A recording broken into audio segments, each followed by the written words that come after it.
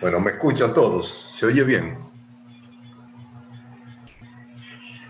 Sí, doctor, se escucha bien. Ah, perfecto. Entonces, bueno, por aquí fue que quedamos más o menos la semana pasada. Estábamos hablando de lo que era propiamente la osteomielitis. Como ustedes ven, claro, este es un paciente que está fistulizado por una osteomielitis maxilar, que como yo le comenté, no era frecuente, pero está dentro de las posibilidades de la osteomielitis maxilar. Entonces, ahí tenemos un caso, vamos a ver.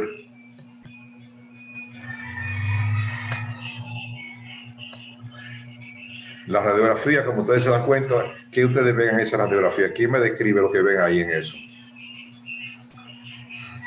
¿Qué se ve en ese ápice de ese molar? ¿Qué Una se ve? lesión.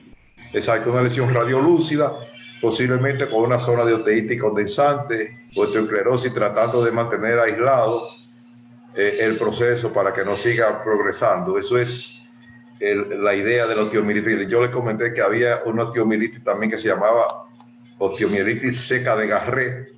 Como ustedes ven aquí, este tipo de osteomielitis no supura, es decir, no bota pus, no es como esta que se ve aquí, que se ve una fístula, que se ve la salida de pus. En esta es una osteomielitis que se presenta, esta osteomielitis seca de Garré, lo llama así porque no supura. Lo característico de ella es que forman una serie por decirlo así, una reacción, una periostitis proliferativa como en cáscara de cebolla. Se van formando muchas pequeñas capas. Para ustedes han visto la cebolla que tiene muchas capitas. Asimismo, esta es como se ve la imagen radiográfica. Es más frecuente en adolescentes, casi siempre asociado a molares inferiores. Mírenlo aquí. Tan pronto se saca, tan pronto se trae la pieza que la gente causal, la pieza que le da origen, el hueso vuelve otra vez a su normalidad. Es decir, el hueso se abomba, el hueso hace un pequeño crecimiento, un abombamiento, pero tan pronto se trae la pieza que le estaba ocasionando ese problema, entonces vuelve otra vez. En la osteomielitis hay que conocer lo que se llama el secuestro y lo que es el involucro. Se lo voy a escribir, el secuestro, lo voy a escribir en el chat. Secuestro, espérese, déjame ver por aquí. Okay. Secuestro.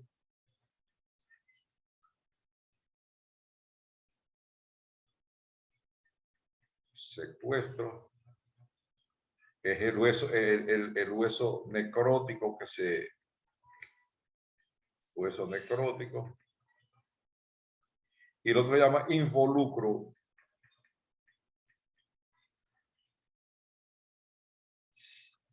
Es el hueso neoformado.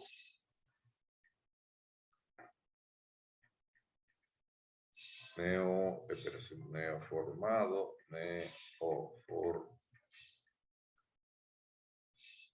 Es un hueso que se estructura, que se desarrolla tratando de reparar el defecto. Secuestro es el pedazo de hueso que se necrosa, que el organismo trata de secuestrarlo, de sacarlo. Llama así como si fuera un secuestro, que el organismo trata de secuestrarlo, de sacarlo de ese sitio. Y lo otro es el involucro, que es el hueso neoformado. Recuérdense de eso. ¿Quién me puede repetir cada una de las cosas que dije? ¿Quién me dice lo que son? Secuestro e involucro. ¿Quién? Lady, Elizabeth. ¿Quién repite? No me escuchó nadie o me escucharon. ¿Qué me dicen algunos de ustedes? Se escuchó, pero repítalo de nuevo. Te repito, fíjate, ahí el organismo trata el hueso necrótico, el hueso que lo quiere expulsar, el hueso que mayormente se compromete, se llama secuestro. Acuérdense de los secuestros cuando a una persona la roban, cuando a una persona la captan en contra de su voluntad, entonces se le puso secuestro. Eso se llama secuestro óseo, que es el pedazo de hueso necrótico que el organismo trata de expulsar. Secuestro. Eso es el secuestro. El procedimiento de sacar ese pedazo de hueso cuando se opera, por ejemplo, una osteomielitis, se llama una secuestrectomía. Se trata, es decir, sacar el pedazo de hueso, el secuestro. Secuestrectomía. Involucro es la parte de hueso neoformada, el hueso reparativo, el hueso que trata de curar, que ayuda a la resolución del problema. Vamos a ver quién me lo comenta. Ashley, Elizabeth, cualquiera. ¿Quién me dice? que es las dos cosas. Le escribí en el chat. ¿Quién me comenta?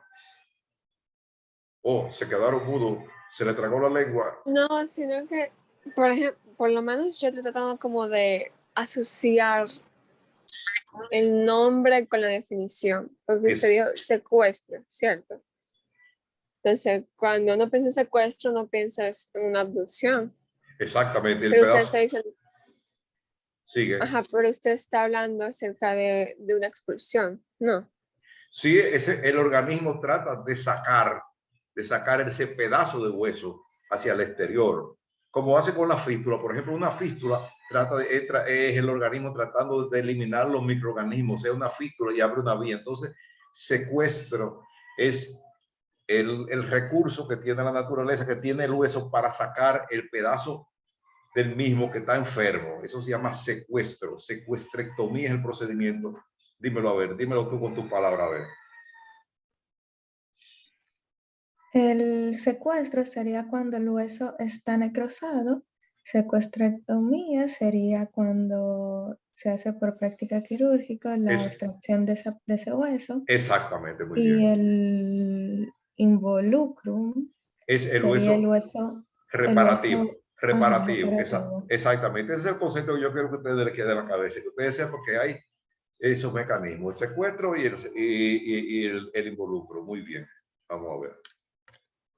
Bueno, ahí está el tratamiento, ¿no? Lo puse ahí, por eso no está dentro de la radiología, pero está puesto ahí. Generalmente anteriormente se usaba penicilina cristalina, ya ahora mismo ahí. Yo lo que me usaba las pocas veces era clindamicina y cetrazona y algunos otros tipos de antibióticos, pero la clindamicina me funcionaba bastante bien. Bueno, vamos a seguir. Entonces tenemos osteoradionecrosis. Ustedes recuerdan lo que es eso. ¿Qué quiere decir osteoradionecrosis? ¿Quién me opina sobre eso? Sobre lo que quiere decir osteoradionecrosis. Vamos a ver. Un comentario sobre eso. ¿Qué quiere decir osteo? Bueno, osteo es de hueso. ¿Es radio de qué? Obviamente radio de, bueno, de la imagen. ¿De qué? De la imagen, per se. No, de la imagen, no. Eso, osteoradionecrosis. ¿Y necrosis qué quiere decir entonces? Tejido muerto. Entonces quiere decir muerte del hueso por efecto de las radiaciones. Necrosis, osteoradionecrosis. O sea, eso es una, Okay. eso es una secuela que se presenta cuando, vamos a decir, cuando se excede la capacidad que tiene el organismo de soportar radiaciones. Generalmente ocurre en tratamiento cuando se le da terapia para el cáncer, para decirlo así, cuando se pasa un poquito, cuando se le va la mano al radioterapeuta o el organismo no está en capacidad de responder, entonces se produce ese fenómeno que se llama osteoradionecrosis, muerte del hueso como consecuencia de las radiaciones. Como ustedes ven aquí abajo, es prácticamente similar, podríamos decir que es como una especie de osteomielitis, es un hueso que se infecta y que el organismo trata de expulsarlo. Sucede lo mismo aquí, es decir, hay la presencia de un involucro y de un secuestro óseo, es el mismo mecanismo que el organismo trata de salir de ese pedazo de hueso que está infectado. Mírenlo aquí. Como ustedes ven, generalmente ese tipo de cosas ocurre en los pacientes que han sido irradiados por tumores de cabeza y cuello. Casi siempre es que aparece ahí. Muy bien. Vamos a ver, yo le quise enseñar también dentro de la misma radiología lo que son los distintos tipos de fracturas que se pueden presentar para que ustedes puedan ver, hacer el diagnóstico y que puedan diferenciar una de otra.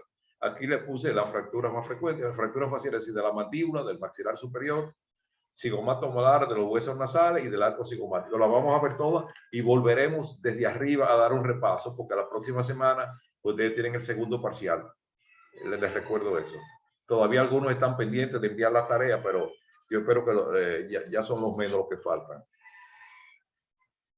Como ven aquí, las fracturas faciales. Aquí está, quizás estas son imágenes 3D que ya se están utilizando mucho, son excelentes para el diagnóstico. Ustedes ven aquí fractura del frontal, fractura supraorbitaria. son fracturas del arco cigomático. Este es más o menos un modelo con todas las fracturas y todas las mini placas, cómo se utilizan. Bueno, vamos a ver entonces ahora. La fractura de mandíbula, como ustedes ven, ¿dónde está la fractura de mandíbula? ¿De este lado o de este lado?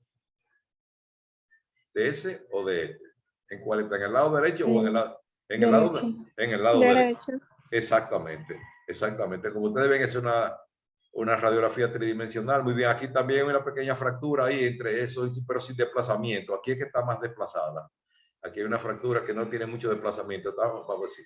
Entonces, la fractura de mandíbula, de acuerdo a la localización, la podemos dividir en fractura de cóndilo, apófisis coronoide, de rama mandibular, de ángulo mandibular, del cuerpo y de parasínfisis. Como ustedes ven, claro, globalmente todas se llamarían fractura de mandíbula, pero cuando uno quiere ser más preciso, más específico, uno dice, bueno, fractura de cóndilo, tanto fractura de rama. Y ustedes ven aquí más o menos una pequeña estadística. Generalmente la mayoría de las fracturas, las que tienen mayor incidencia casi siempre son las fracturas de cóndilo y la fractura de esta que ustedes ven. Aquí están unas estadísticas más o menos que pueden variar en el ángulo.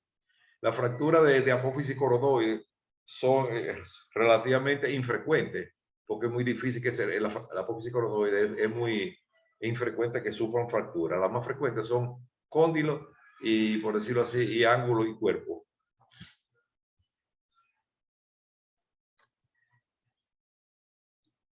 Y ahí donde ustedes ven una fractura. Así, en esa tomografía, ¿dónde ven la fractura ustedes? ¿En qué sitio está la fractura? ¿No la ven? ¿O sí? ¿Sí o no? ¿Dónde está? ¿En qué sitio? ¿Cómo se llama ese hueso ahí? ¿Dónde está la fractura? ¿La fractura está aquí o aquí? ¿Cómo se llama ese hueso? Exacto. Arco cigomático, no, malar o cigomato malar. El arco está un poquito, el arco lo vamos a ver un poquitico más atrás. Mírenla aquí, como ustedes ven, es una fractura malar que compromete el piso de la órbita y como ustedes ven ahí también está el agujero infraorbitario. ¿Qué piensan ustedes que se puede presentar cuando hay una fractura del malar? ¿Qué va a ocurrir? ¿Qué va a sentir el paciente ahí de ese lado? ¿Cómo lo va a sentir? ¿Lo va a sentir todo igual o qué le va a pasar? Aparte, dígame, ¿qué opina sobre eso? ¿Qué va a sentir? ¿Qué nervio cruza por ahí? ¿Y qué sensación va a experimentar el paciente después de esa fractura? ¿Quién me dice?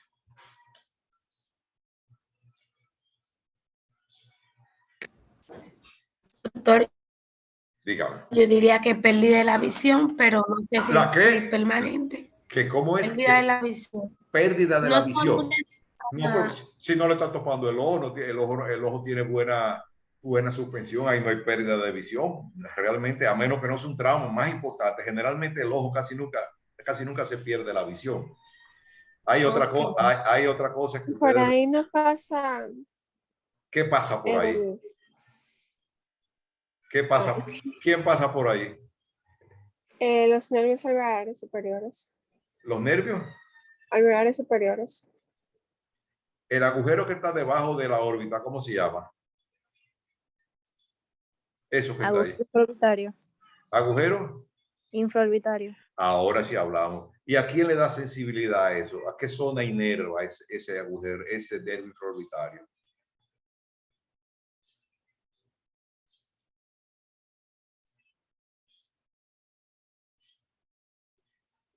Eso va a producir la fractura de órbito malar, la fractura del piso de la órbita va a producir parestesia, adormecimiento en el ala de la nariz, el labio superior y más o menos aproximadamente desde el central hasta los premolares. Va a producir adormecimiento de toda esa zona por ahí. El infraorbitario sale por aquí y va a adormecer el ala de la nariz, el labio y los incisivos superiores. ¿A ustedes le dieron anatomía? ¿O no le dieron en anestesia? ¿No le dieron neuroanatomía? No, pero ese nervio casi no lo topamos mayormente fue el maxilar y el mandibular. ¿Y el infraorbitario no le dan? Sí. Sí, a nosotros nos dieron, En anatomía, nos dieron, pero nos dieron eso, sí. Vamos a ver, Jesús, comenta, dime, Jesús. Por el labor infolvitario pasa una parte del nervio maxilar y el nervio facial. El nervio, Facial. sí, pero estamos hablando de ese. ¿Y el nervio facial es sensitivo o es motor?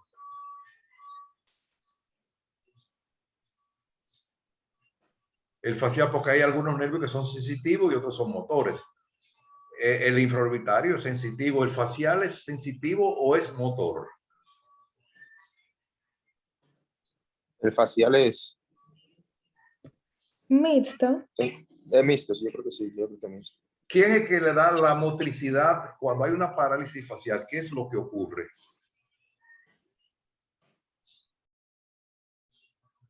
Cuando hay una parálisis facial, el paciente se le tuerce la cara, no puede cerrar los labios, no puede pitar, no puede pestañear. Es decir, el facial en ese caso tiene un componente más, bajo el punto de vista de cosas, es más motor, interesa más, es más motor que sensitivo, tú sabes, el facial. Ahora el infraorbitario es sensitivo, eso sí, pero es bueno que ustedes recuerden esas cosas. El infraorbitario tiene que ver, le va a producir adormecimiento de esa zona, de esta zona de aquí. Y esto que ustedes ven ahí en esa radiografía, ¿quién me puede decir? ¿Qué se ve ahí en esa radiografía? Una fractura nasal. ¿Una qué? Una fractura nasal. Exactamente, una fractura nasal. Miren cómo se ve bien aquí. Esta es una proyección lateral. Como ustedes ven, hay una fractura de los huesos nasales. Aquí está la radiografía, está un poquito magnificada, aumentada. Miren aquí la clínica, cómo se ve. Miren aquí. Una fractura de los huesos propios nasales. Muy bien. Vamos a ver entonces. ¿Y aquí qué se ve? ¿Qué es esto que se ve ahí? ¿Cómo se llama ese hueso? El fémur, la cadera. El arco. El arco El arco cigomático. Exactamente, el arco cigomático. ¿Y qué ustedes piensan que la fractura del arco cigomático, qué problema podría traerle al paciente? ¿Qué ustedes piensan que podía traer? Relacionen esa estructura que pasa por aquí y el arco cigomático. ¿Qué pasaría si el arco cigomático se fracturara? ¿Qué pasaría? Miren esto. Y traten de llegar a una conclusión a ver qué pasaría. Si el arco cigomático, si este hueso que está aquí se hunde y se rompe y se hunde, ¿qué pasaría? ¿Qué le pasaría al paciente que ustedes pudieran llegar a una conclusión? ¿Quién dice algo? Piensen, imagínense ustedes esto aquí. El paciente abre la boca y el arco cigomático está hundido. ¿Qué pasaría? Digan, no importa. No se abriría completamente, o si intenta hacerlo, le dolería. Aparte del dolor, ¿qué otro tipo de cosas? No, claro, le va a doler. Aunque a veces no duelen tanto, esas fracturas nada más duelen en el primer momento, después no duelen mucho, pero bueno, no vamos a analizar el componente de dolor. ¿Qué pasaría si ese paciente intentara abrir la boca? ¿Qué pasaría?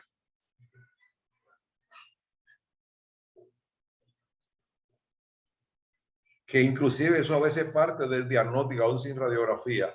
Claro, uno pone los dedos y lo sienta, pero ¿qué pasaría en ese caso con una fractura de arco cigomático? ¿En qué afectaría la función masticatoria? ¿Qué pasaría? En la Dime. oclusión. En la oclusión, ¿tú crees que en la oclusión va bien? La oclusión es aquí. Ahí hay algún desplazamiento de los dientes, hay una fractura de arco cigomático. Ahí Si está. no podría. Ahí está alterada la oclusión en esa fractura de aquí. Porque si hubiera una fractura aquí, está bien que estuviera alterada, pero de aquí, ¿qué pasaría? Doctora, afectaría el cóndilo. Pero Más que el cóndilo. Recuerden que estamos hablando de fractura. ¿Cómo se llama esa estructura que está ahí adelante? Esto y esto. ¿Cómo se llama esto? Eso que está ahí atrás, ¿cómo se llama? de la mandíbula. Sí, claro, la mandíbula, seguro. Pero esa parte de la mandíbula, ¿cómo se llama? Cóndilo. Cóndilo mandibular. Y esa parte que está aquí adelante, ¿cómo se llama? Apófisis. ¿Apófisis qué? Coronoide. Apófisis coronoide, exactamente. Entonces, exactamente, miren qué es lo que pasa. Cuando el arco cigomático se fractura, la apófisis coronoide circula por aquí, cruza por aquí. Entonces, generalmente hay un atrapamiento y el paciente no puede abrir la boca. Ese era el detalle, esa era la respuesta que yo esperaba que ustedes me dieran. Que el paciente tiene dificultad para abrir la boca. Cuando hay fracturas de arco cigomático, como es el caso que nos ocupa, el paciente tiene dificultad para abrir la boca. Eso es casi patognomónico. Hay una fractura importante. Claro, esas fracturas no son frecuentes. Tiene que ser que la persona se caiga directamente y se dé ahí, porque por golpe frontal una cosa, pero a veces una persona se puede caer, vamos a decir, en la calzada o en cualquier, y chocar con cualquier objeto, y entonces el arco cigomático se hunde así, se hunde hacia adentro, está así y se hunde porque es un hueso muy fino. Entonces, eso va a producir atrapamiento de la apófisis coronoide y el paciente tendrá dificultad para abrir la boca. Eso es lo que yo quería que ustedes, la conclusión que llegaran, pero bien, vamos a seguir. Entonces, también las fracturas de la cara tienen una clasificación que se llama la clasificación de Lefort. Miren aquí, Lefort 1, Lefort 2 y Lefort 3. Fíjense, la Lefort 1 prácticamente es como si fuera una fractura horizontal, como si fuera, podríamos decir que se presenta casi como si fuera una prótesis superior. Cuando uno agarra el maxilar y hace así, se mueve total, como si fuera una prótesis superior. Baja, sube y baja, sube y baja. Eso es la fractura Lefort 1. Lefort 1. Se llama así porque esa clasificación, quien la estableció fue un anatomista francés, que él se puso a hacer estudio en cadáveres y le daba todos los golpes. Bueno, fue un acto un poquito medio censurable. Le caía a golpe, a batazo, le caía, por decirlo así, con palo y con martillo. Entonces, él estableció que estos huesos de la cara aquí se dividían, se fracturaban en distintas formas. O podía ser una fractura Lefort 1 o una fractura Lefort 2, que es lo que le llaman pirámide, es una fractura piramidal, como ustedes ven. En esta fractura sube hasta los huesos propios, el vómer. Esta se mueve, le llaman fractura piramidal a la Lefort 2, y la Lefort 3 es una disminución craneofacial en la cual el cráneo se separa de la cara. Esa fractura, la Lefort 3, no es muy compatible con la vida. Cuando el paciente sufre ese tipo de fractura, generalmente muere. Esta sí, esta tienen consecuencias porque casi nunca se dan una fractura así, por decirlo así, pura. Siempre tan complicada con otro tipo de fractura, pero le estoy mencionando esto para que conozcan la clasificación de las fracturas Lefort, que es muy importante también. Lefort 1, Lefort 2 y Lefort 3. Lefort 1 es como si fuera una prótesis, prácticamente, una prótesis superior, se mueve igual, los dientes, o sea, una fractura supraapical, por decirlo así, está por encima de los ápices, se rompe así. La Lefort 2 es una fractura piramidal en la cual se separa así, se mueve en la pirámide nasal, se baja, se ve cuando baja. Y la fractura Lefort 3, que ya casi no es compatible con la vida. Aquí les quise enseñar algunos de lo que se llamaría esto.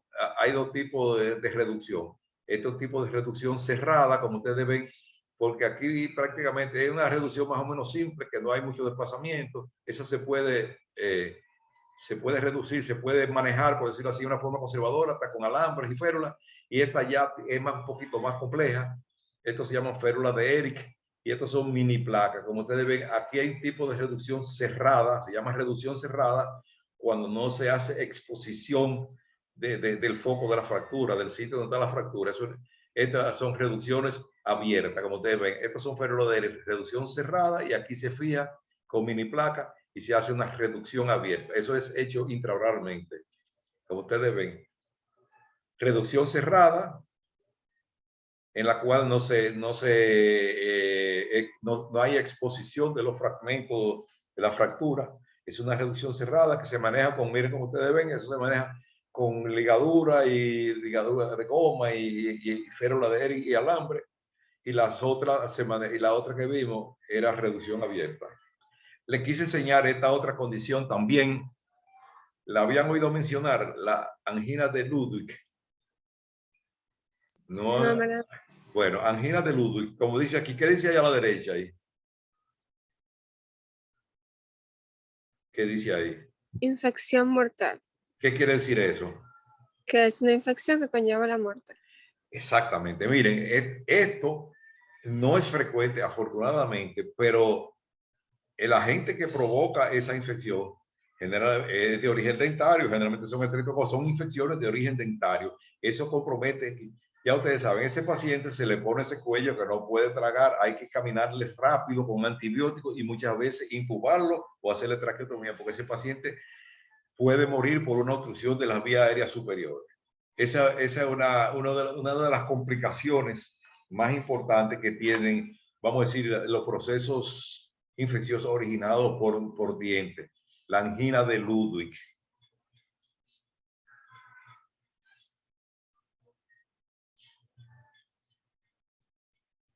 Vamos a dar una pequeña repasadita ahora para volver atrás a todo el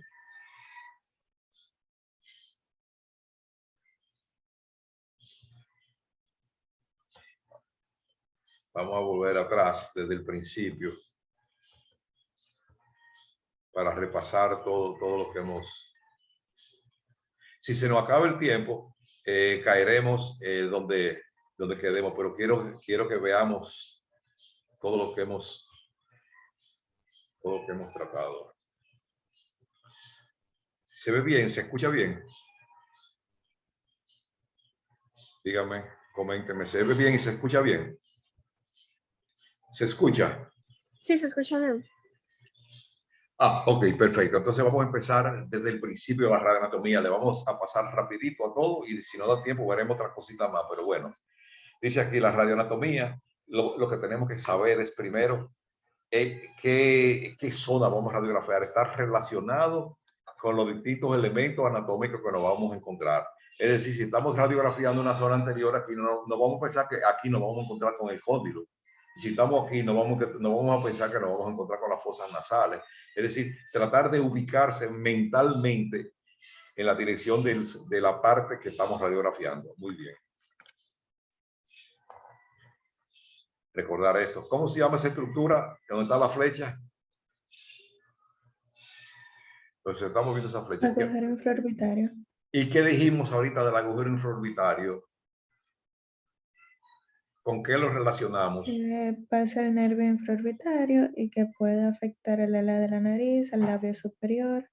Y los incisivos superiores, exactamente, que compromete, que puede producir pérdida de sensibilidad, parestesia, adormecimiento. Eso es lo que le va a referir el paciente. Generalmente, cuando hay una fractura del malar, el paciente le va a decir, una fractura de Dios, le va a decir, yo me siento ese lado de la cara dormido, que no me lo siento, me lo puedo apretar. Y ustedes le hacen así, le hacen una prueba muy sencilla, le pasan hasta un lápiz, cualquier cosa. ¿Cómo está aquí?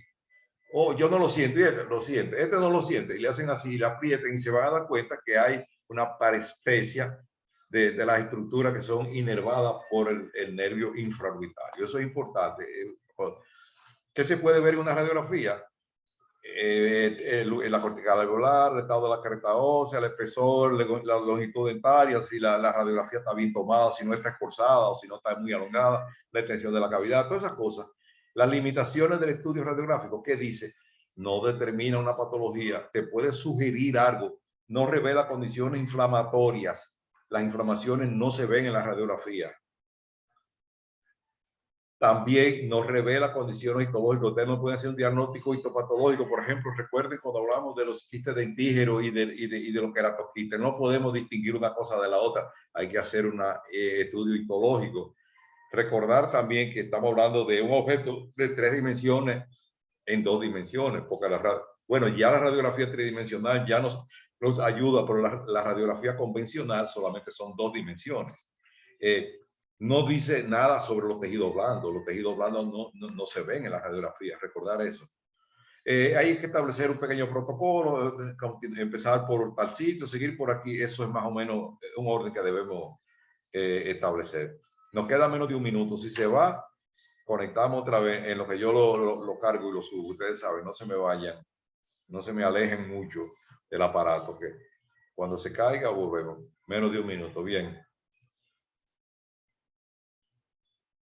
Aquí tenemos más o menos el diente, cómo se va a ver, las distintas estructuras, la radiografía dental alveolar. cómo se presenta.